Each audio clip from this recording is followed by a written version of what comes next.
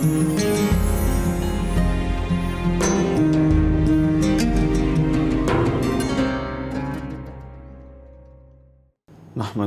ونصلی ونسلم علی سیدنا و مولانا محمد رسولہ النبی الامین المکین الحنین الکریم رؤوف الرحیم، اما بعد، اعوذ باللہ من الشیطان الرجیم، بسم اللہ الرحمن الرحیم۔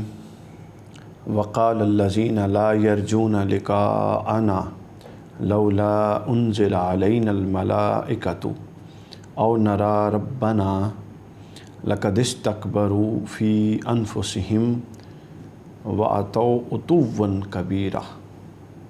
صدق اللہ مولانا العظیم۔ سامعین کرام، سب ٹی وی کی سحری ٹرانسمیشن قرآن اور رمضان سب کے ساتھ میں ہوں آپ کا میزبان علی وقار قادری، اور ہم حسب معمول آج 19 رمضان المبارک کو بتوفیق الہی 19ویں پارے کا آغاز کرنے لگے ہیں، جس میں ہمارا جو معمول ہے اس معمول کے مطابق پہلے 19ویں پارے کے جو بنیادی مضامین ہیں اس کا احاطہ کریں گے جہاں تک اللہ کو منظور ہوا، اور پھر بنیادی اور اساسی مضامین کے بعد جو میسر وقت ہوگا اس میں ہم ان مضامین کو تفصیل کے ساتھ بیان کریں گے۔ جہاں تک 19ویں پارے کے بنیادی اور اساسی مضامین کا تعلق ہے، تو 19ویں پارے کے بنیادی مضامین میں کل 10 مضامین ہیں جن کو ہم 19ویں پارے کے بنیادی اور اساسی موضوعات قرار دے سکتے ہیں، اور 19ویں پارے میں 3 حصے ہیں، 10 موضوع ہیں اور 3 حصے ہیں۔ پہلا حصہ سورہ فرقان کا بقیہ حصہ ہے، چونکہ سورہ فرقان کا آغاز 18ویں پارے میں ہو گیا تھا۔ دوسرا حصہ سورہ الشعراء مکمل ہے، اور تیسرا حصہ سورہ نمل اس کا ابتدائی حصہ ہے 19ویں پارے میں۔ یوں یہ 3 حصے ہیں، اور سورہ فرقان جو 19ویں پارے میں آئی ہے اس میں 4 موضوعات بیان ہوئے۔ سورہ شعراء جو مکمل ہے اس میں بنیادی اور اساسی موضوعات 3 ہیں، اور سورہ نمل جس کا ابتدائی حصہ 19ویں پارے میں ہے اور جتنا حصہ 19ویں پارے میں ہے اس میں بنیادی موضوعات 3 ہیں، تو گویا 3، 3 اور 4 یہ مل کے کل 10 اساسی موضوعات بنتے ہیں۔ جب ہم مطالعہ کا آغاز کرتے ہیں تو اس پارے میں پہلا موضوع جو بنیادی، اب 10 موضوعات پر ہم قطع نظر صورتوں کی تقسیم کے پارے کے بنیادی موضوعات کی طرف جانے لگے ہیں، تو پہلا موضوع جو اس پارے کا ہے وہ قیامت سے متعلق ہے۔ دوسرا موضوع جو اس پارے کا ہے، اس پارے کا ہے 19ویں پارے کا، وہ توحید سے متعلق ہے۔ توحید میں آسمان زمین کی تخلیق ہے، تمام مخلوقات کی تخلیق ہے، زمین اور آسمان کے درمیان جو کچھ ہے اللہ رب العزت نے اس کو خلق کیا، ان پہلوؤں کا بیان ہے۔ تیسرا بنیادی موضوع جو ہے وہ رسالت ہے، اور رسالت کے وہی پہلو جو پہلے زیر بحث آ چکے ہیں پچھلے پاروں میں، تھوڑی تبدیلی کے ساتھ یہاں زیر بحث آئے، اور حضور نبی اکرم صلی اللہ علیہ وسلم کی شان بشیریت اور شان نذیریت، یعنی آپ کا بشیر اور نذیر ہونا یہاں بیان ہوا۔ اور چوتھا بنیادی موضوع جو اس پارے کا ہے وہ عباد الرحمن کی صفات ہیں۔ یہاں عباد الرحمن کی 13 صفات بیان ہو رہی ہیں، 13 صفات۔ پہلی صفت جو عباد الرحمن کی بیان ہوئی ہے وہ عاجزی ہے، تواضع، انکساری، اکڑ نہ ہو، تکبر نہ ہو، رونت نہ ہو، دوسروں کو حقیر جاننا نہ ہو، کیونکہ جن کے اندر یہ اوصاف ہیں اللہ فرماتا ہے کہ قیامت کے دن وہ چونٹیوں کی طرح ہوں گے اور اہل محشر کے پاؤں کے نیچے روندے جائیں گے، اور یہ ان کے تکبر کا اجر ہوگا جو اللہ کے حضور سے ان کو ملے گا۔ تو عباد الرحمن کی صفات میں پہلی صفت عاجزی ہے۔ یہ عاجزی بولنے میں بھی ہے، یہ عاجزی چلنے میں بھی ہے، یہ عاجزی تمام معاملات میں عاجزی ہے۔ دوسرا، جاہلوں سے اعراض، جہلاء کے ساتھ الجھنے کی ضرورت نہیں ہے، ان سے اعراض کریں، ان کے ساتھ الجھنا، ان کے ساتھ بحث و مباحثہ گویا کہ وقت کا ضیاع۔ تو گویا بس قالوا سلاما کا قرآن نے اصول بتایا ہے، اور یہ خوبصورت اصول ہے۔ ہم جب تک ان اصولوں کو اپناتے نہیں ہیں ہم ان کی معنویت نہیں سمجھ سکتے۔ اگر آپ 4 5 10 جوہلا جو آپ کو اپنی پوری معاملات میں اور روٹین لائف میں ملتے ہیں، اور جو فضولیات قسم کے معاملات میں آپ کو الجھانے کی کوشش کرتے ہیں، اگر آپ یہ قالوا سلاما والا کلیہ اپنا کے آگے گزر جائیں تو جب آپ آگے پہنچیں گے تو آپ کو پتہ چلے گا کہ آپ کتنی بڑی کامیابی کر رہے ہیں، کتنی بڑی کامیابی حاصل ہو چکی۔ تو دوسرا عباد الرحمن کی صفت بیان ہوئی کہ جاہلوں سے اعراض کرتے ہیں۔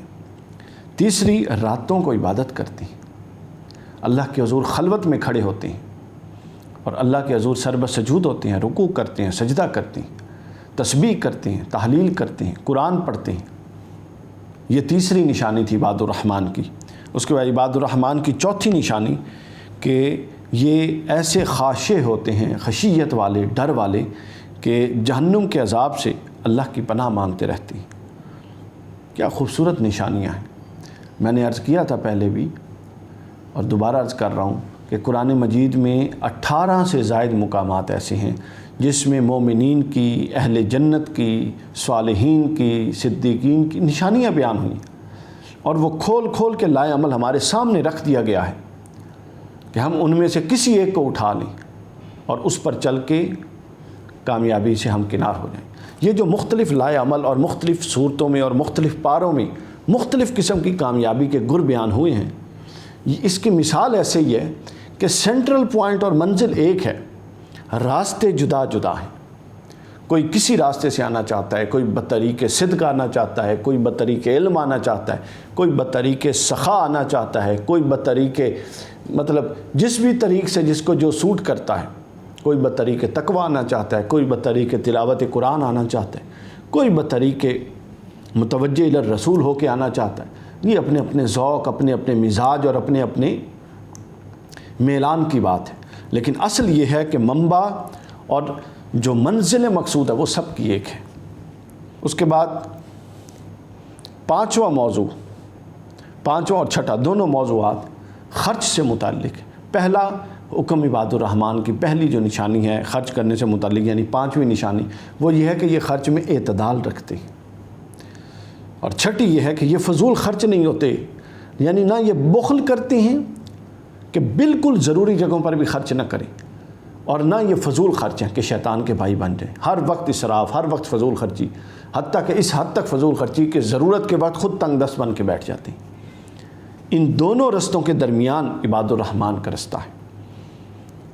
7واں، شرک سے اجتناب کرتے ہیں، یعنی اخلاص اللہ کے لیے عبادات میں، معاملات میں جو کام کرتے ہیں ان کی نیت یہ ہوتی ہے کہ اس پورے کام کا محرک محض اور صرف اللہ کی رضا ہے، اس کے علاوہ کوئی محرک نہیں، اور یہ تعلیم اللہ کے نبی نے دی۔ اس کے بعد قتل ناحق سے بچتے ہیں۔ 9ویں نشانی عباد الرحمن کی کہ زنا اور بدکاری کے قریب نہیں جاتے، بے حیائی کے کاموں کے پاس سے نہیں گزرتے۔ آپ دیکھتے جائیے، اور ان میں سے اگر کوئی شخصیت کا حصہ ہے کام تو اس کو پھر دور کرنے کی کوشش کریں درجہ بدرجہ۔ 10واں ہے جھوٹی گواہی سے اعتزاز، جھوٹی گواہی نہیں دینی، اس سے بچنا، یہ بہت بڑی لعنت کا باعث بنتا ہے۔ 11واں بری مجالس سے پہلو تہی، صحبت بڑی امپورٹنٹ ہے حق پر رہنے کے لیے۔ یہ نہیں ہو سکتا کہ بروں کی صحبت والا حق پر قائم رہے، اگر وہ رہے گا بھی صحیح تو صحبت اثرات ڈال ڈال کے اس کو خراب کر دے گی، تو بری صحبت سے اجتناب۔ 12واں جو عباد الرحمن کی خصوصیت ہے وہ یہ ہے کہ کتاب اللہ سے متاثر ہونا، متاثر ہونے کے لیے تعلق بنانا پڑے گا۔ جو ایسا شخص جو پڑھتا ہی نہیں ہے اس نے کیا متاثر ہونا ہے؟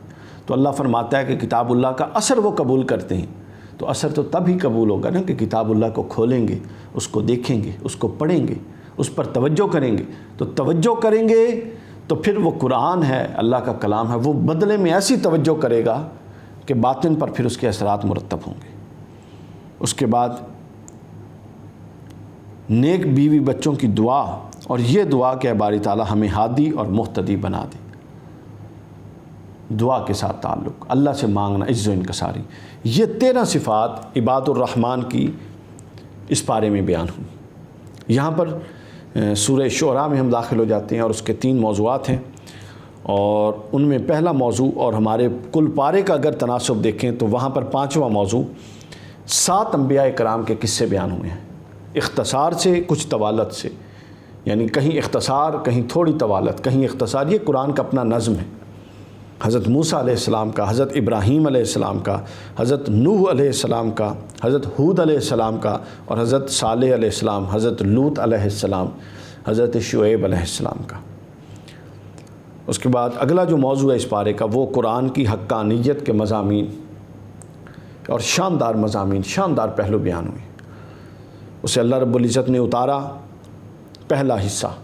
دوسرا، روح الامین جبرائیل کے ذریعے یہ بیت المعمور تک، جبرائیل علیہ السلام کے ذریعے حضور نبی اکرم صلی اللہ علیہ وسلم تک، پھر حضور نبی اکرم صلی اللہ علیہ وسلم کے قلب اطہر سے حضور علیہ السلام کی زبان مبارک کے ذریعے ہم تک۔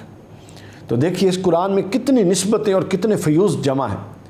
پہلا فیض تو یہ کہ یہ کلام اللہ ہے، دوسرا فیض یہ کہ اس کو لانے والے جبرائیل امین ہیں، تیسرا فیض یہ کہ یہ قلب مصطفیٰ صلی اللہ علیہ وسلم پر نازل ہوا، اور چوتھا یہ کہ پھر زبان مبارک حضور نبی اکرم صلی اللہ علیہ وسلم سے یہ ادا ہوا۔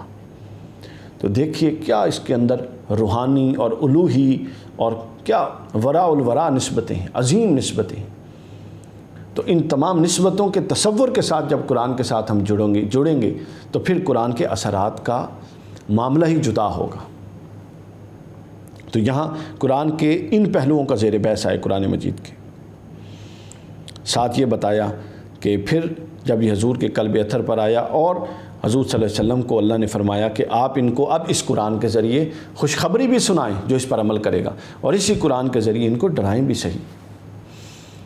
اگلا موضوع جو بیان ہوا وہ شعراء کی مذمت سے متعلق ہے کہ ان کے پیچھے بے راہ لوگ چلتے ہیں، جن کی سمت متعین نہیں ہوتی وہ شعراء کے پیچھے چلتے ہیں، اور شعراء اکثر الا ماشاء اللہ خود بھی بے راہ ہوتے ہیں، بے راہ روی میں بھٹکتے ہیں، ایسی باتیں کرتے ہیں جس کو جو وہ کرتے نہیں ہیں، یعنی ایسی باتیں وہ کہتے ہیں جو کر نہیں سکتے، چونکہ وہ ماورائی باتیں اور بالکل ہوائی ساری باتیں ہوتی ہیں، وہ تو شعر میں لکھنا ہوتا ہے، اس کا کرنے کے ساتھ تو کوئی تعلق نہیں ہوتا۔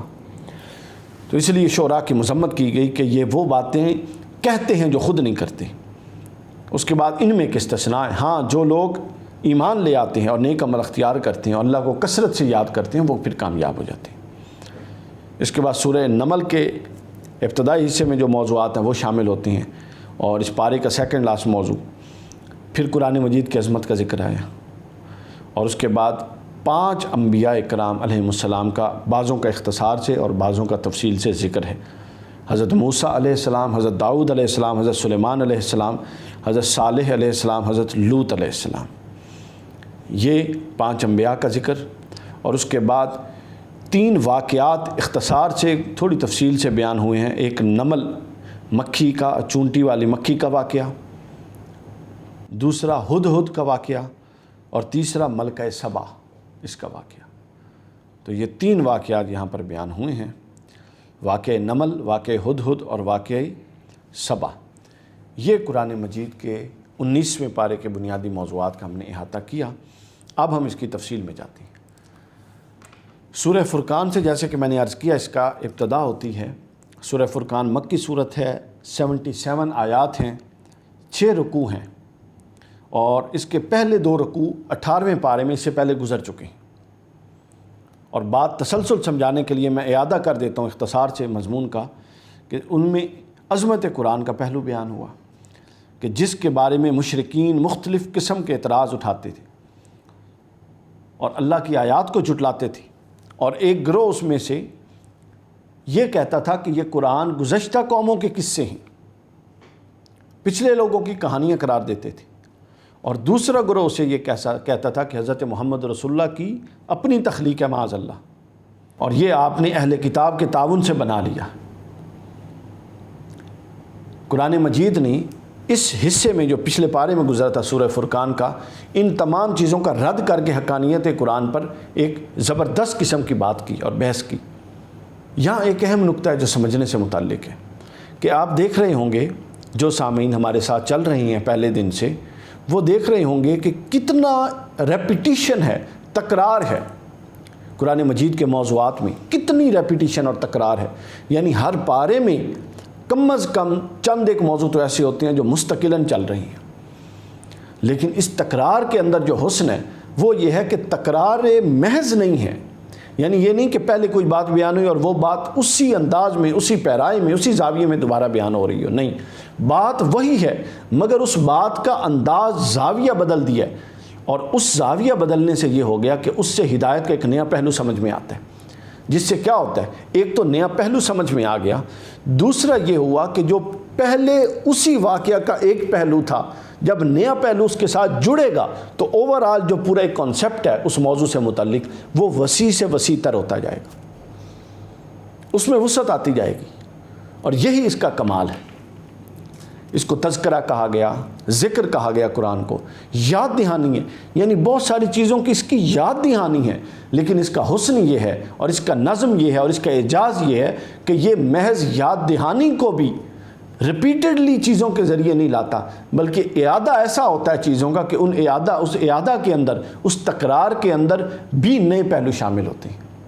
دوسرا موضوع جو اس کے بعد اس پارے سے شروع ہوتا ہے، اس سورت کا 19ویں پارے سے، وہ وہی موضوع ہے جو اس سے پہلے 10 جگہوں پر ہم بیان کر چکے ہیں، لیکن یہاں پھر ایک نئے انداز میں آیا، وہ یہ کہ رسول بشر ہیں۔ اس پر ان کا اعتراض تھا کہ رسول انسان ہے اور انسان بشر نہیں ہو سکتا، اور بشر تو عام بشر ہوتا ہے، وہ تو عام انسانوں کی طرح ہے، تو پھر رسول کا امتیاز کیا رہا؟ یعنی اس پر ہم کئی جگہوں پر، کئی پاروں میں بات کر چکے ہیں۔ اس کے اندر جو کرکس ہے، بنیادی نقطہ، میں وہ عرض کر کے اس پر ہم تفصیل میں نہیں جاتے، آگے گزر جاتے ہیں، وہ کرکس یہ تھا کہ ان کی نظر صرف ایک پہلو پر تھی۔ ایک پانی کا گلاس ہو، آدھا بھرا ہوا ہے، آدھا خالی ہے، تو ایک نظر دیکھتی ہے کہ پانی ایک گلاس ہے اور اس کے اندر پانی ہے، اور ایک نظر دیکھتی ہے کہ یہ گلاس ہے اور یہ تو آدھا خالی ہے۔ اپنی اپنی نگاہ کا فرق ہے۔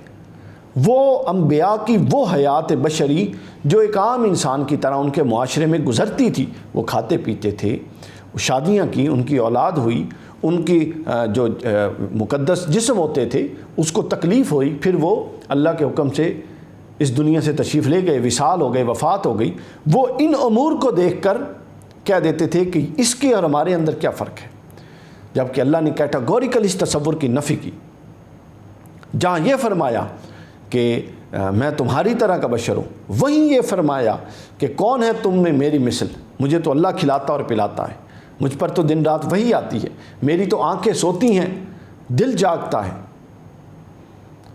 تو اس تصور کی ہی نفی کر دی، جو گویا کہ اب مثلیت اور بشریت کے پہلو کا محض اقرار ہے اور افضلیت کے پہلو پر اصرار ہے۔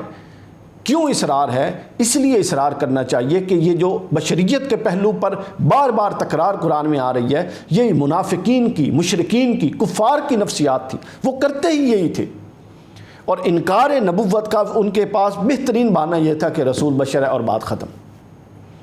اس لیے اللہ رب العزت نے حضور نبی اکرم صلی اللہ علیہ وسلم اور دیگر انبیاء، ان کی دو حیثیتیں کھول کے بیان کر دی مختلف جگہوں پر، کہ جب یہ ہستیاں اللہ کے حضور جاتی ہیں تو ان کا عجز، ان کا انکسار اور ان کے گڑ گڑانا اور ان کا تورع وہ دیکھنے والا ہوتا ہے کہ اللہ کے حضور کیا ہے، لیکن یہ جب عوام میں آتی ہیں تو یہ اللہ کے نائب ہیں اور سب کے آقا اور مالک اور سربراہ ہوتے ہیں اور منبع رشد و ہدایت ہوتے ہیں۔ تو گویا ہم نے افضلیت کے پہلو کو دیکھنا ہے، ان کا جو مثلیت کا پہلو ہے، جو بشریت کا پہلو ہے، جو عاجزی انکساری کا پہلو ہے، وہ تو اللہ کے حضور ہے، چونکہ وہ اللہ کے برگزیدہ بندے ہیں، اللہ مالک ہے۔ لیکن اگر انسان یہ رویہ رکھ لے تو پھر وہ فیض نبوت سے محروم رہتا ہے، اور یہ قرآن نے 20 جگہ پر بیان کیا، 20 جگہ پر یہ موضوع بیان ہوا کہ وہ ہر جگہ یہ کہتے تھے یہ تو ہماری طرح کھاتا پیتا ہے، اس کے پیچھے ہم کیوں چلیں؟ تو اللہ نے فرمایا کہ اس کے اس پہلو کو تو دیکھتے ہو، لیکن اس کے دوسرے پہلو کو نہیں دیکھتے ہو کہ یہ سر سے پیر تک اللہ کی حفاظت کے اظہار میں ہے، یہ ایک قدم نہیں اٹھاتا جب تک کہ وحی نازل نہ ہو جائے، وَمَا يَنْطِقُ عَنِ الْهَوَىٰ إِنْ هُوَ إِلَّا وَحْيٌ يُوحَىٰ، یہ ایک لفظ اپنی زبان سے نہیں نکالتے جب تک کہ کوئی وحی نازل نہ ہو جائے، اس کے پیچھے کوئی حکم الہی نہ ہو، یہ اپنا ایک قدم نہیں اٹھاتے اس طرف جس طرف کہ اٹھانے کا اللہ حکم نہ دے، یہ اس طرف اپنا ہاتھ نہیں بڑھاتے جس طرف بڑھانے کا اللہ حکم نہ دے۔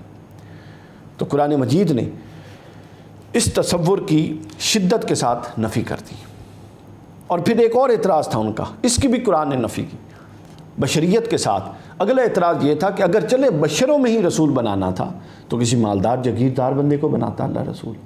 یعنی یہ کتنا غیر معقول انداز ہے، غیر معقول استدلال ہے ان کا کہ یہ کوئی مال تقسیم کرنے کے لیے رسول بنائے گئے تھے، یہ ہدایت دینے کے لیے بنائے گئے تھے۔ اور اللہ نے اپنی مخلوق میں جو اعلیٰ ظرف کے اور عظیم فطرت کے اور سلیم قلب کے لوگ تھے وہ چنے تھے رسالت دینے کے لیے۔ اس کا مال تو کوئی معیار نہیں تھا، ویسے تو کوئی معیار نہیں ہے، چونکہ یہ کوئی کسبی کام تو ہے نہیں، یہ تو وہبی ہے، اللہ جس کو چن لیتا ہے بس چن لیتا ہے۔ لیکن چلیں اگر اس پر عقلی غور کیا بھی جائے تو مال تو کوئی امتیاز، مال تو 5-10 بندوں میں 4 غریب ہیں اور 1 مالدار ہے، تو یہ کوئی امتیاز نہیں ہے۔ اللہ فرماتے ہیں امتیاز تقویٰ کی بنیاد پہ ہے۔ تو اگر 4 عام بندوں میں یہ امتیاز نہیں ہو سکتا تو چہ جائے کہ انبیاء کا اس بنیاد پہ رد کیا جائے کہ وہ مالدار نہیں تھے۔ اور جہاں اللہ کا امر تھا، اللہ کی منشا تھی، وہاں پھر حکمران بھی تھے حضرت سلیمان علیہ السلام، جن کی بادشاہت پورے درختوں پر، چرند پرند پر، ہواؤں سمندروں پر تھی، اللہ کا امر تھا۔ تو یہ فضول مباحث تھے، اللہ نے ان کا رد فرما دیا۔ اگلا موضوع جو 19ویں پارے میں آتا ہے وہ مشرکین کے لا یعنی دعوے ہیں، اور ان کے بے فضول قسم کے دعوے بیان کر کے ان دعووں پر اللہ رب العزت نے رد فرما دیا۔ اور لا یعنی دعوے کیا ہیں کہ ہم پر فرشتہ کیوں نہیں نازل ہوتا، یہ پچھلے موضوع سے جڑا ہوا ہے۔ اگر فرشتہ نازل ہوتا تو ہم اپنے پروردگار کو آنکھ سے دیکھ کیوں نہیں لیتے؟ اللہ رب العزت نے ان تمام چیزوں کو رد فرمایا، اور فرمایا کہ اس کے جواب میں اللہ نے فرمایا کہ جب یہ فرشتوں کو، اے محبوب ان کو بتا دیں، جو ان کی خواہش ہے نا کہ یہ فرشتوں کو دیکھیں، اللہ نے فرمایا فرشتوں کو یہ دیکھیں گے، لیکن کب دیکھیں گے؟ جب موت کا وقت آئے گا اور وہ ان کی جان نکالنے آئیں گے، اس وقت یہ دیکھ لیں گے، اس وقت یہ اپنا شوق پورا کر لیں گے۔ تو اللہ رب العزت نے اس بات کو یعنی تنقیداً اور تنبیہاً اور ترہیباً ان کو کر دیا۔ اس کے بعد چونکہ قبولیت اعمال کی بنیادی شرط ایمان ہے، اور یہ لوگ ایمان سے خالی تھے، اس لیے قیامت کے دن ان کے اعمال کسی کام نہیں آئیں گے، یہ بات بھی ان کو بتا دی گئی، اور وہ خاک میں اڑ جائیں گے۔ اور پچھلے پارے میں ان کے اعمال سے متعلق ایک قرآن مجید میں ایک مثال بھی بیان ہوئی کہ یہ اپنے اعمال کو بہت سمجھیں گے، لیکن وہ ایک دھوکہ اور سراب ہوگا، جس طرح کوئی جاتا ہے اور دور سے پانی نظر آتا ہے لیکن پانی نہیں ہوتا۔ تو ان کا بھی یہی حال تھا۔ یہاں آ کے 19ویں پارے میں ایک آیت ہے جو بڑی لرزہ برندام کر دیتی ہے انسان کو، اور وہ ہم سب کے لیے ایک آئینہ ہے کہ حضور نبی اکرم صلی اللہ علیہ وسلم، ہمارے نبی نے اللہ کے حضور شکوہ کیا جو 19ویں پارے میں، اور وہ ہم سب کو سننا چاہیے، دل کے کانوں سے سننا چاہیے اور دیکھنا چاہیے کہ یہ کس بوجھل دلی کے ساتھ اور کس مغموم دلی کے ساتھ حضور نبی اکرم صلی اللہ علیہ وسلم یہ فرما رہے ہوں گے۔ آپ نے فرمایا وقال الرسول یا ربی ان قوم اتخذوا ھذا القرآن مہجورا۔ اے میرے رب، حضور عرض کریں گے اے میرے رب، بے شک میری قوم نے اس قرآن کو بالکل ہی چھوڑ دیا۔ کیا یہ ہمارے متعلق تو نہیں ہے کہ قرآن کو چھوڑنے والے کا جو انجام ہم 20 جگہ پہ دیکھ چکے ہیں؟ اللہ کے رسول فرما رہے ہیں کہ یا رب میری قوم نے چھوڑ دیا، اللہ کے حضور اللہ کا رسول شکوہ کر رہا ہے۔ تو ہم نے یہ دیکھنا ہے کہ کیا ہم اس زمرے میں آتے ہیں جنہوں نے چھوڑ دیا، یا اس زمرے میں نہیں آتے۔ علامہ ابن قیم نے فرمایا کہ اس کے قرآن کو چھوڑنے کی کئی صورتیں ہیں۔ پہلی صورت تو یہ ہے کہ نہ قرآن کو سنا اور نہ اس پر ایمان لایا، چھوڑنے کی ایک تو صورت یہ واضح ہے۔ دوسری صورت یہ ہے کہ قرآن پر ایمان بھی رکھتا ہے، قرآن ہے لیکن کبھی اٹھا کے دیکھا نہیں، پتہ ہی نہیں۔ 6 8 ماہ ہمارے کتنے گھر ایسے ہیں ہمارے ہاں، ہم جانتے ہیں کتنے مسلمان ایسے ہیں کہ جو مسلمان ہیں قرآن کو کتاب اللہ مانتے ہیں، اور ان کے گھروں میں قرآن غلافوں میں لپٹا ہوا، خوبصورت کڑھائی والے کپڑوں میں لپٹا ہوا، کسی کے فریج کے اوپر، کسی کی الماری کے اوپر، کسی کی الماریوں کے اندر پڑا ہوا ہے، اور 8 ماہ 10 ماہ اٹھا کے دیکھنے والا کوئی نہیں۔ یہ ایک صورت ہے قرآن کو چھوڑنے کی۔ پھر ایک تیسری صورت ہے کہ ایمان بھی رکھتا ہے، پڑھتا بھی ہے، یہ نہیں کہ 6 ماہ اٹھا کے نہیں پڑھتا، پڑھتا ہے، دیکھتا ہے، کھولتا ہے، لیکن جو قرآن تقاضا کرتا ہے عمل کا وہ عمل نہیں کرتا۔ یہ بھی انکار کی ایک صورت ہے۔ قرآن جہاں پہ جو تقاضا کرتا ہے کہ یہاں یہ کیا جائے اور یہ چھوڑا جائے وہ نہیں کرتا۔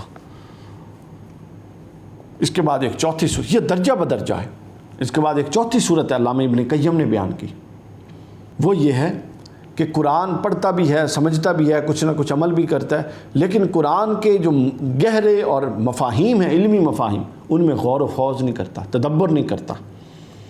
اور پانچویں چیز یہ ہے کہ قرآن جن باطنی بیماریوں کی نشاندہی کر کے ان کی اصلاح کا حکم دیتا ہے، قلبی بیماریوں کی، وہ ان کی اصلاح کے لیے کوشاں نہیں ہوتا۔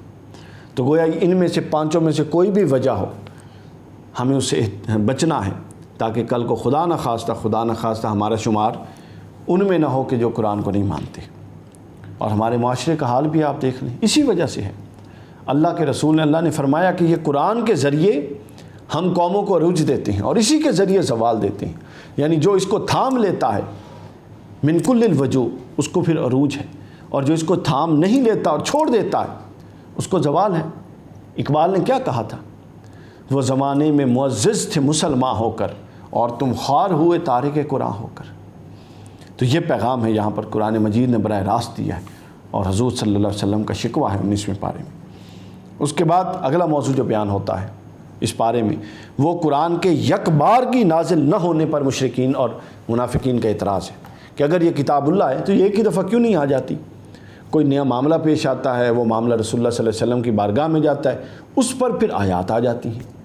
تو ان کو اس پورے طریقہ کار پر اعتراض تھا کہ یہ کیا بات ہوئی، جو آنا ہے وہ ایک ہی دفعہ ہے۔ اللہ رب العزت نے مشرکین کا یہ اعتراض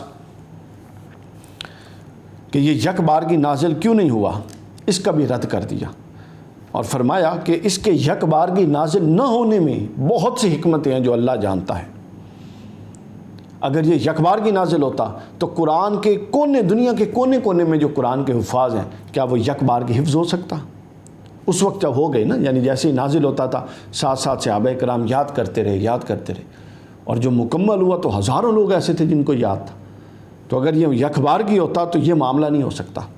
پھر یہ یک بارگی ہوتا تو پورے قرآن وسیع سمندر کے معنی اور معارف میں غور و خوض ممکن نہیں تھا، اور جو تھوڑا تھوڑا اترتا تو ساتھ اس پر غور خوض، اپنا تدبر تفکر کرتے رہتے صحابہ کرام۔ اور بعد میں وہ صحابہ کی جو آراء تھی وہ ائمہ محدثین نے نقل کی کہ ایک آیت پر فلاں نے یہ کہا، فلاں نے یہ کہا، فلاں نے یہ غور و خوض کی نشانیاں تھیں ساری۔ اس کے بعد کہا کہ احکام کا ضبط آسان ہو جاتا ہے اس طرح جزوی نزول کے ذریعے۔ پھر بتایا کہ عمل آسان ہو جاتا ہے، کیونکہ یہ تطہیر کا پروسیس ہے، تزکیہ کا پروسیس ہے کہ ایک چیز سے روک دیا، اس پر عمل کرواتے رہے، پختہ کیا، پھر اگلا حکم آیا، پھر اس میں پختہ کیا۔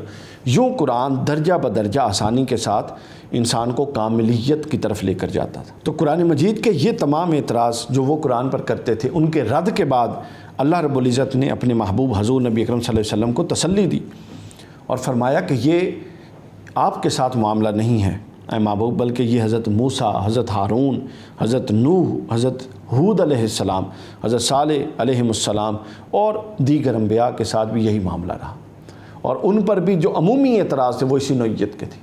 لہٰذا ان اعتراض کی طرف توجہ دینے کی ضرورت نہیں، توجہ اس طرف ہونی چاہیے کہ بس اللہ کا پیغام پہنچائیں اور آگے چلیں۔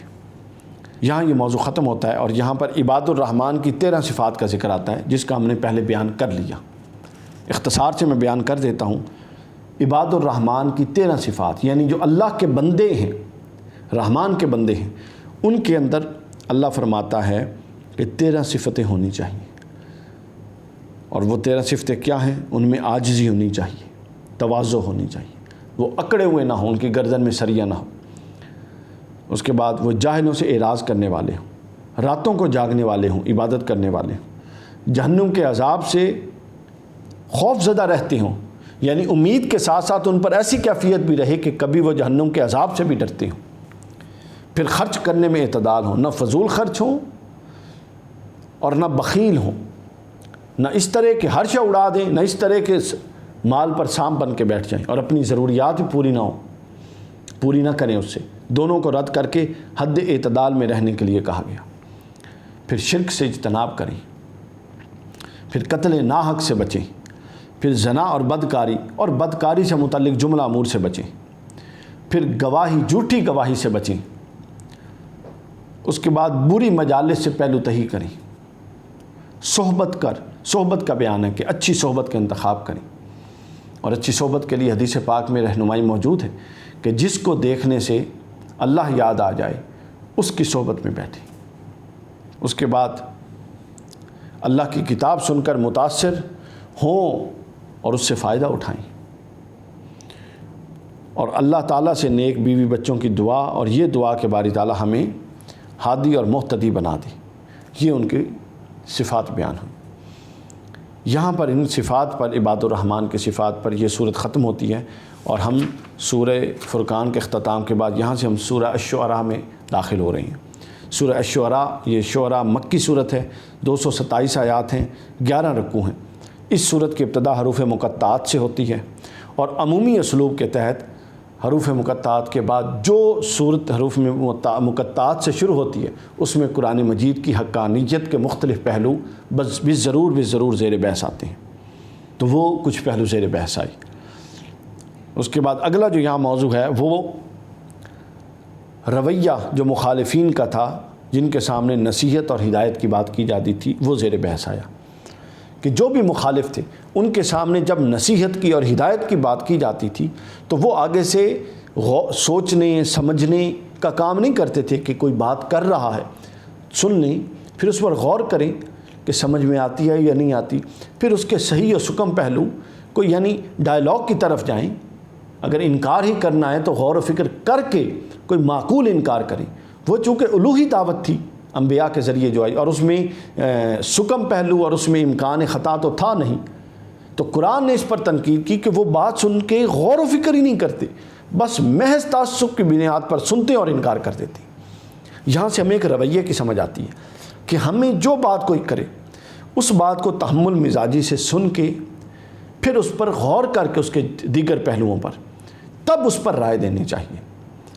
اتنے شاندار ہدایات ہیں جو قرآن ہمیں جا بجا دے رہا ہے، لیکن ہم ہیں کہ اس کو لینے کے لیے تیار نہیں۔ یہ عام دفتروں میں، عام زندگی میں، خاندان میں یہ ایک اصول ہے کہ کوئی بات کرتا ہے بلکہ ہم بات سنتے ہی جواب دینے کے لیے ہیں، سمجھنے کے لیے نہیں سنتے۔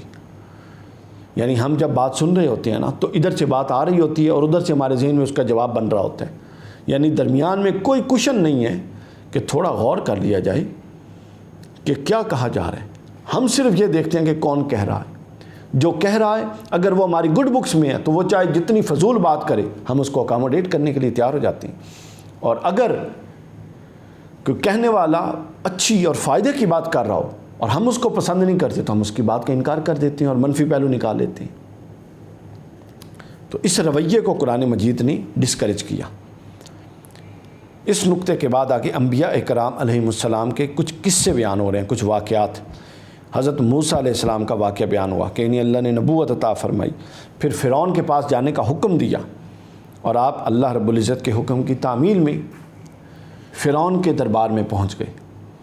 سورہ شعراء میں حضرت موسیٰ کا قصہ بہت ساری صورتوں میں آیا ہے، اور میں نے پہلے بھی بتایا تھا حضرت موسیٰ علیہ السلام وہ واحد نبی ہیں جن کا سب سے زیادہ ذکر ہے پورے قرآن میں۔ تو سورہ شعراء میں چند ایسے پوائنٹس آئے ہیں جو حضرت موسیٰ علیہ السلام کے اور فرعون کا آپس میں مکالمہ ہوا تھا نا جب آپ دعوت دینے گئے تھے، تو اس مکالمے کے کچھ پوائنٹس قرآن نے یہاں بیان کیے ہیں۔ مثلا اس میں بتایا کہ فرعون کو جب حضرت موسیٰ علیہ السلام نے دعوت دی تو فرعون نے احسان جتایا کہ تم مجھے بتا رہے ہو اور مجھے پڑھا رہے ہو حالانکہ میں نے تمہاری تربیت کی تھی۔ تو موسیٰ علیہ السلام نے فرمایا تمہیں احسان جتانے کا حق کیسے پہنچا جب کہ تم نے تو میری قوم کو غلام بنا رکھا ہے۔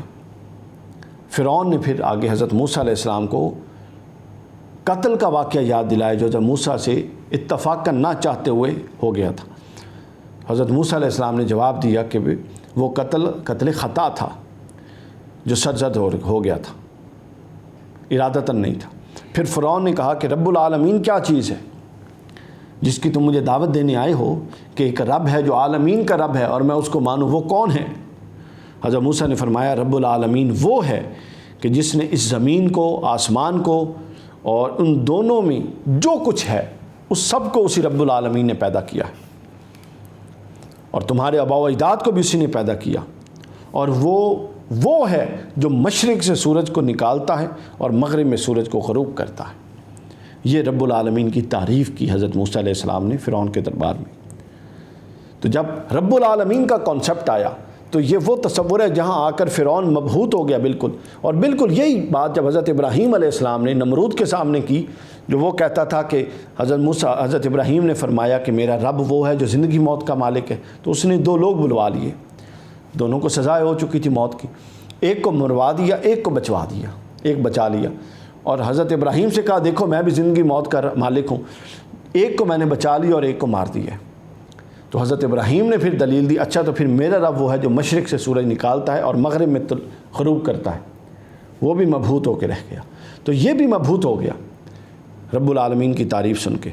یہاں پر آ کے یہ پھر اول فول بکتا رہا اور بات چیت کرتا رہا اور دھمکیوں پر اتر آیا. اور اس نے آپ سے معجزہ پیش کرنے کی کہی کہ اگر آپ اللہ کے نبی ہیں تو معجزہ دکھائیں. حضرت موسیٰ علیہ السلام نے معجزہ دکھایا اور اپنا عصا جو تھا وہ نیچے پھینکا، وہ اژدہا بن گیا، جس سے اس پر خوف طاری ہو گیا فرعون پر. پھر حضرت موسیٰ نے اپنا ہاتھ باہر نکالا تو وہ ید بیضا سورج کی طرح چمک رہا تھا، اور اتنا چمکا کہ درباریوں کی آنکھیں چندیا گئیں اور فرعون کی بھی. اس پورے معجزے کو جو خود اس نے طلب کیا حضرت موسیٰ نے دکھایا، وہ کہنے لگا جی یہ تو سحر ہے، جادو ہے. یہی معاملہ رسول اللہ صلی اللہ علیہ وسلم کے ساتھ ہوا. اس لیے اللہ رب العزت بار بار قرآن میں حضور علیہ السلام کو تسلی دے رہے ہیں کہ یہ جو کچھ ہو رہا ہے یہی سارا کچھ پہلے ہوتا رہا درجہ بدرجہ، اور اب وہ کلیئر ہے سب کچھ. دیکھیے کہ جو ایمان والے تھے وہ کہاں تھے اور جو ایمان والے نہیں تھے وہ کیا تھے. تو یہی تو وہ ہدایت ہے اور نصیحت ہے اور عبرت کے پہلو ہیں جو قرآن بیان کرتا ہے. تو اس نے کہہ دیا جی یہ تو سارا سحر ہے، جادو ہے. تو اس نے پھر فرعون نے تمام شہر سے جادوگر اکٹھے کر لیے، حضرت موسیٰ کے سامنے پیش ہو گئے. وقت طے ہو گیا، انہوں نے اپنی چھڑیاں پھینکی، چھوٹے چھوٹے سانپ بن گئے. حضرت موسیٰ علیہ السلام نے عصا پھینکا جو سب کو نگل گیا، وہ حضرت موسیٰ کے قدموں میں گر گئے، اسلام قبول کر لیا اور فرعون کو بری طرح شکست ہوئی. جب یہ معاملہ ہو گیا تو پھر حضرت موسیٰ علیہ السلام اپنی قوم بنی اسرائیل کو لے کر راتوں رات دریائے نیل کے ذریعے وہاں سے نکل گئے فرعون کے علاقے سے. اور آگے جب دریا تھا تو آپ نے عصا پھینکا تو اللہ نے دریا کو 2 حصوں میں بانٹ دیا اور رستہ بن گیا. تو جب فرعون کو یہ خبر ملی تو وہ تعقب کے لیے بڑے لشکر کے ساتھ پیچھے گیا. تو ابھی اس نے رستہ دیکھا جو بنا ہوا تھا، اور حضرت موسیٰ کی قوم اپنے حضرت موسیٰ کے ساتھ چڑھ رہی تھی، یعنی اس دریا سے باہر نکل رہی تھی. تو اس نے سمجھا کہ رستہ بنا ہوا ہے تو رستہ ہے. اس نے اپنے گھوڑے اور اپنا لشکر بھی ڈال دیا. تو جیسے ہی حضرت موسیٰ کا آخری شخص جو حضرت موسیٰ کے ساتھ تھا وہ دریا سے باہر قدم رکھا تو اللہ نے پانی کا حکم دیا، وہ پھر مل گیا اور فرعون اپنے لشکر سمیت وہاں پہ غرق ہو گیا. یہ واقعہ یہاں پر آیا. اس کے بعد دوسرا واقعہ حضرت ابراہیم علیہ السلام کا بیان ہوا کہ جن کے چچا آزر جو تھے، جو آزر تھا وہ بت پرست تھا اور قوموں کے آگے اور اپنی قوم کو بھی بت بیچا کرتا تھا اور بت پرست تھا. اس کو جو دعوت دی، اس دعوت کے 5 پہلو یہاں پر بیان کیے گئے کہ حضرت ابراہیم علیہ السلام نے پہلے حضرت موسیٰ کا پورا قصہ حضور کو سنا دیا. اس کے بعد اب حضرت ابراہیم کی دعوت کے 5 پہلو بیان کیے گئے، اور وہ 5 پہلو اللہ رب العزت کی صفات تھیں. چونکہ وہ مشرک تھا، بتوں کو تراشتا تھا، تو عقلی تقاضا بھی یہ ہے کہ اس کے سامنے چونکہ رد بت کا کرنا تھا، کسی شخصیت کا نہیں کرنا تھا، تو اس کے سامنے پیرالل جس کو وہ خدا اور خدائی کا منصب دیتا تھا، حضرت موسیٰ نے حضرت ابراہیم نے بتایا کہ یہ پتھر ہے، اس کی خواص تمہارے سامنے ہے. اب میں بتاتا ہوں کہ جس خدا کا میں کہتا ہوں اس کے خواص کیا ہیں. اس کی صفات بیان کی کہ وہ خالق، ہر شے کا خالق ہے، ہادی ہے، ہر شے کو ہدایت دینے والا ہے، رزاق ہے، ہر شے کو رزق دینے والا ہے، ہر شے کو شفا دینے والا ہے بیماریوں سے، موت کو زندہ کرنے والا اور زندہ کو موت دینے والا ہے، اور دنیا و آخرت میں جو اس کی طرف پلٹ آئیں ان کے گناہ معاف کرنے والا ہے. کیا شاندار اللہ کا تعارف کروایا. 5 نکاتی تعارف کہ وہ خالق اور ہادی ہے، وہ رزاق ہے، وہ بیماریوں سے شفا دیتا ہے، وہ زندوں کو مردہ اور مردوں کو زندہ کرتا ہے، اور وہ دنیا و آخرت میں سب گناہوں کو معاف کرنے والا ہے، بشرطے یہ کہ لوگ اس کی طرف پلٹ آئیں. یہاں پر حضرت ابراہیم علیہ السلام کا 5 نکاتی جو تعارف تھا اللہ رب العزت کا، 5 صفات پر مبنی، یہ ختم ہوتا ہے. اس کے بعد حضرت ابراہیم علیہ السلام کی 5 دعائیں مذکور ہیں جو انہوں نے مختصر کی قرآن مجید کے اندر. اس میں پہلی دعا یہ ہے کہ باری تعالیٰ مجھے علم اور فہم دے. یہ علم کی دعا رب زدنی علما حضور علیہ السلام نے بھی فرمائی، حضرت ابراہیم کی بھی قرآن میں نقل ہوئی.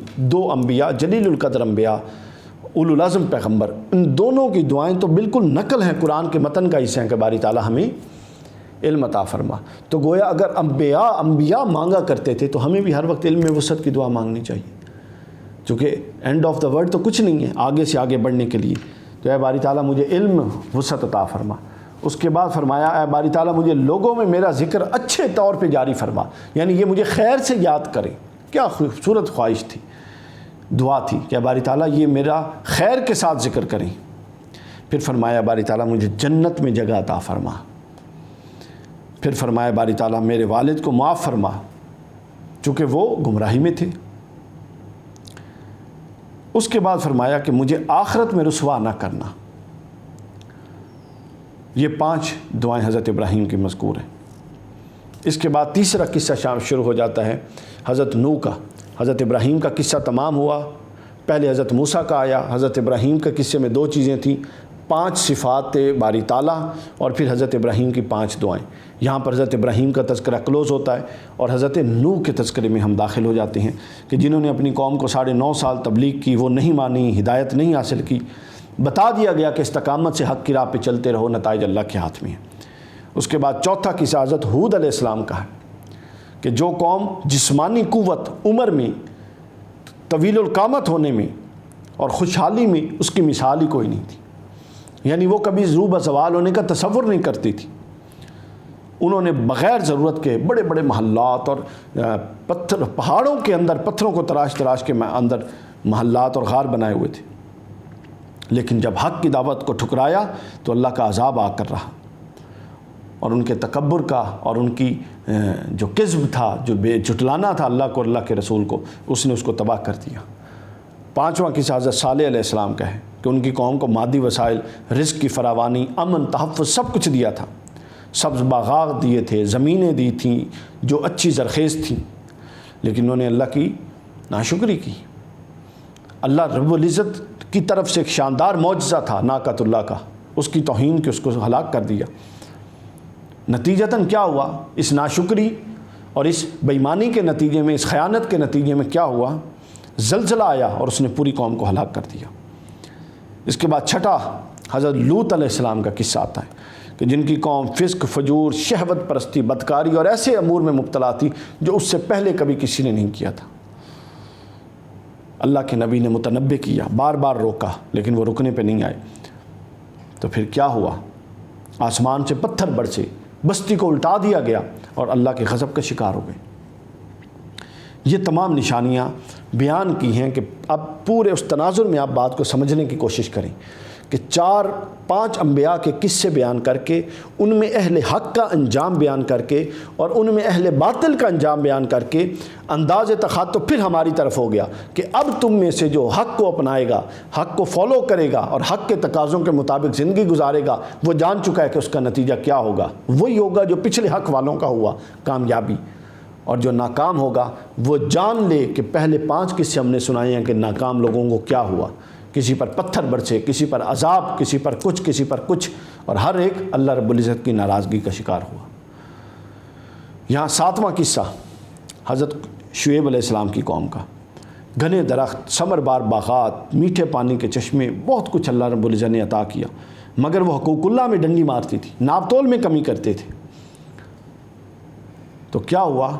ناپ تول میں کمی کرنے لگے، اللہ کے نبی نے بتایا، بار بار متنبہ کیا، نہیں بچے، تو سخت گرمی چھا گئی، اور اس گرمی میں ایک بادل آیا اور وہ بہت خوشی سے دوڑے کہ اب لو جی بادل آ گیا، اب تو بارش ہوگی، لیکن بادل سے آگ برسنے لگی اور زمین پر زلزلہ طاری ہو گیا، اور دیکھتے ہی دیکھتے وہ کوئلہ بن گئے، اللہ کا عذاب آ گیا۔ تو جہاں حقوق اللہ غضب کرنے پر بار بار قوموں کو متنبہ، آپ دیکھیے یہاں 6 واقعات ہیں، 7 واقعات، ان واقعات میں حقوق اللہ کا انکار کرنے والوں کے انجام بھی ہیں، اور انہی واقعات میں حقوق العباد اور معاشرتی تباہی اور بربادی اور زمین پر فساد کرنے والوں کے واقعات بھی ہیں۔ یعنی اللہ نے حقوق اللہ کو نہ ماننا اور حقوق العباد کو نہ ماننا، دونوں کے انجام کو پیرالل سمجھایا ہے۔ سمجھانا یہ مقصود ہے کہ دین کا تصور یہ ہے کہ حقوق اللہ اور حقوق العباد ان کو ساتھ ساتھ لے کے چلا جائے، افراط و تفریط میں پڑھنے کی ضرورت نہیں ہے۔ یہاں پر حضرت شعیب علیہ السلام کے قصے پر اس صورت کا اختتام ہوتا ہے شعراء کا، اور ہم سورہ نمل میں داخل ہو جاتے ہیں۔ یہ اس پارے کی آخری صورت ہے۔ سورہ نمل مکی صورت ہے، اس میں 93 آیات ہیں، 7 رکوع ہیں۔ اس کا آغاز بھی حروف مقطعات سے ہے۔ نمل چونٹنی کو کہتے ہیں، چونٹی کو، نمل چونٹی کو کہتے ہیں۔ اس صورت میں چونکہ چونٹی کا ایک واقعہ بیان ہوا، اس لیے اس نام سے اس کو منون کر دیا گیا۔ اب اس کا آغاز اب اس میں ایک اور خوبصورت بات ہے کہ سورہ نمل کی ایک خصوصیت میں یہ ہے کہ 3 صورتیں ایسی ہیں جس کی ترتیب جس ترتیب سے یہ نازل ہوئیں، یہ من و انوسی ترتیب سے قرآن میں موجود ہے۔ باقیوں میں تو ایسا تھا نا کہ آیات نازل ہوتی، حضور علیہ الصلوۃ والسلام اللہ کے حکم سے ان آیات کو پلیس کروا دیتے کہ یہ آیات فلاں صورت میں فلاں آیتوں کے بعد رکھیں، فلاں آیتوں سے پہلے رکھیں۔ مگر 3 صورتیں ایسی ہیں کہ جو جس نظم سے جس ترتیب سے نازل ہوئی اسی ترتیب سے قرآن میں موجود ہیں۔ وہ 3 صورتیں کون سی ہیں؟ سورہ شعراء، سورہ نمل اور سورہ قصص، یہ 3 صورتیں۔ اب سورہ نمل کے آغاز میں سب سے پہلے پھر انبیاء علیہ السلام کے قصے شروع ہو جاتے ہیں، واقعات، کہ حضرت موسیٰ کا واقعہ، حضرت صالح علیہ السلام، حضرت لوط علیہ السلام کا اجمالی اب ذکر ہے، وہاں چونکہ تفصیلی ہو چکا تھا، اجمالی ذکر حضرت داؤد اور ان کے بیٹے حضرت سلیمان علیہ السلام کا قدر تفصیل سے آیا۔ یعنی دیکھیے، پہلے جن کا تفصیل سے آیا ان کا ادھر اجمالی آ رہا ہے، اور پہلے جن کا نہیں آیا یہاں ان کا تفصیل سے آ رہا ہے، کہ حضرت سلیمان علیہ السلام کو اللہ نے انسانوں، جنوں، پرندوں اور ہواؤں پر حکومت دی۔ وہ پرندوں کی زبان سمجھتے تھے، وہ چونٹی اور حشرات الارض کی زبان سمجھتے تھے۔ یہ معجزہ تھا، اور اس کے اندر ایک بڑا خوبصورت واقعہ ہے جس کی وجہ سے اس سورت کو نمل کہتے ہیں، کہ ایک دن حضرت سلیمان علیہ السلام اپنے لشکر کے ساتھ جا رہے تھے کہ چونٹیوں کی وادی کے پاس سے گزرے تو سنا کہ ایک چونٹی دوسری چونٹیوں کو کہہ رہی ہے۔ اب دیکھیے چونٹی کا سائز کیا تھا، اور وہ پھر دوسروں سے بات کر رہی ہے، پتہ نہیں وہ کس زبان اور کس اشارے میں اللہ جانے کر رہی ہوگی۔ اور حضرت سلیمان علیہ السلام آ رہے تھے دور سے اور اپنے گھوڑے پہ سوار تھے، تو کتنے فاصلے سے اللہ نے نبی کو قوت دی کہ اس کی سماعت دیکھیں، انہوں نے وہاں سے سن لیا۔ چونٹی دوسری چونٹیوں کو کہہ رہی تھی کہ جلدی جلدی چلو اپنے بلوں میں داخل ہو جاؤ کہ کہیں سلیمان علیہ السلام کا لشکر بے خبری میں تمہیں روند نہ ڈالے۔ آپ نے اس کا کلام سنا اور آپ مسکرائے اور اللہ کا شکر ادا کیا کہ تو نے مجھے بہت سی نعمتیں عطا کی، جن میں ایک نعمت یہ بھی ہے کہ میں ان جانوروں، پرندوں اور ان حشرات کی بولی سمجھتا ہوں۔ یہ واقعہ بیان ہوا۔ اس کے بعد ہدہد کا واقعہ مختصر سے بیان ہوا کہ حضرت سلیمان علیہ السلام کے دربار میں مستقل حاضر باش پرندوں میں جو ہر وقت حضرت سلیمان کے دربار میں رہتے تھے، ان میں ایک ہدہد بھی تھا۔ تو اس نے ایک دن آپ کو ملکہ سبا کی قوم کی خبر لا کے دی۔ پرندہ تھا، اڑتا تھا، مختلف علاقوں میں جاتا تھا۔ ملکہ سبا کی خبر لا کے دی اور بتایا کہ وہ فلاں جگہ پہ آیا نبی اللہ، وہ فلاں جگہ پہ ہے ملکہ، اور وہ سورج کی پوجا کرتی ہے اور عبادت کرتی ہے۔ تو حضرت سلیمان علیہ السلام نے خط لکھ کر ملکہ سبا کے دربار بھیجا اور ملکہ سبا کو دعوت دی، حق کی، اسلام قبول کرنے کی دعوت دی۔ ملکہ سبا کو اپنے مالی وسائل اور ظاہری قوت پر بڑا ناز تھا، لیکن جب اس نے حضرت سلیمان علیہ السلام کی قوت، تصرف جو اللہ رب العزت نے دے رکھا تھا، چرند پرند، سمندروں، ہواؤں پر، سب کچھ، جانداروں پر، انسانوں پر، وہ دیکھا تو اسے اپنی قوت ہیچ محسوس ہوئی اور اس نے اسلام قبول کر لیا۔